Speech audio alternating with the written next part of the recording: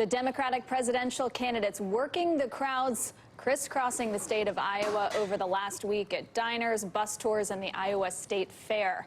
For more on how the Democratic field should run against the Trump economy, let's welcome Andy Green, Center for American Progress Action Fund's Economic Policy Managing Director, and Heritage Foundation Research Fellow Joel Griffith. Andy and Joel, thanks to both of you for joining us. Andy, I'll start with you. What did you hear in Iowa? Did you hear any messages refined on the economic front that should give the markets any more direction about where the field stands? I think it's fairly clear that this economy is not working for working families. You know, the Trump administration gave a massive tax cut to those at the very top, locked in corporate tax rates that go on forever, and working families are working longer, working harder, and the minimum wage is not going up for them. So I think it's a pretty clear message that we're going to have to make sure that working families can be part of the middle class, and I think you see that among all the candidates in Iowa. Yeah, but Joel, if you looked at Senator Kamala Harris's speech on the Des Moines Register soapbox, for instance, she led with a middle-class tax cut and got little to no applause. So does that tell you that the Democratic field is farther to the left than maybe some of the candidates who want to brand themselves as centrists might believe? Not just farther to the left, but detached from reality. The comments that I hear from those candidates that you mentioned, and also the comments I just heard from Mr. Green from CAP, that's not reality. The average American family saw a $2,800 tax cut.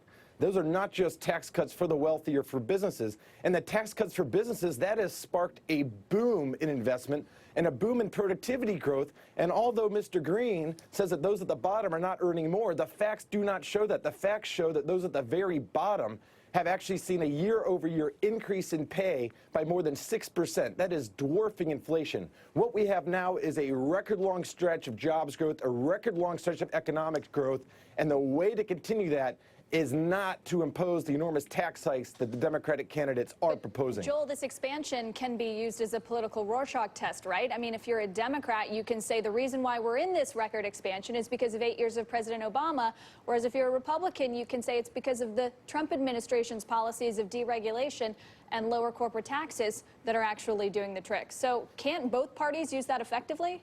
Well, what we see with the Democratic candidates is they're not even admitting that we are in the midst of an economic boom.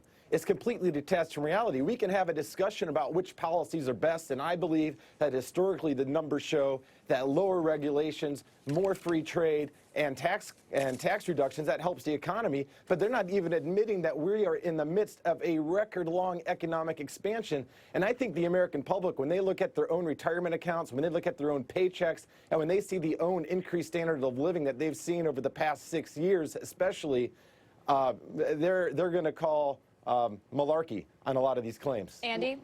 Look, opportunity to respond? The boom has been for those who own stocks, CEOs, and those at the very top. The bottom 50% of Americans, and even the folks well squarely in the middle, the bottom 50% of Americans own less than 2% of the nation's wealth. They've seen their average wealth drop by 50% since 1999. So it is simply not the reality that people are doing great in this country unless you're at the very top.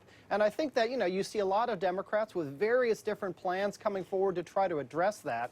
But the common theme is that working families are not doing well. And this president, who ran for getting tough on Wall Street, who ran in some ways on getting tough on antitrust and monopoly, has done exactly the opposite, has done deregulation for Wall Street, has done nothing on antitrust and does nothing on monopoly. And all those folks, all those farmers out in Iowa, they're seeing tariffs hit their bottom line. So I think this is an economy that's not working for ordinary working families. And that was a key group that the Democratic field was trying to reach. We have 1 minute left, but I want to ask you both about a New York Times piece over the weekend that said Democrats are going to have a really hard time being tougher than President Trump on trade. Andy, can they make that argument?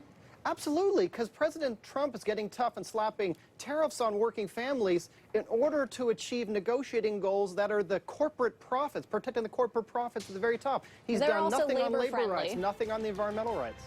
Joel, final word? Well, I agree with Andy that we need more free trade. Tariffs are taxes, but American families overall are seeing thousands of dollars in benefit from the tax cuts, and we're seeing a boom in take-home pay. All right, thanks to both. Okay, appreciate it. We got more on the big markets.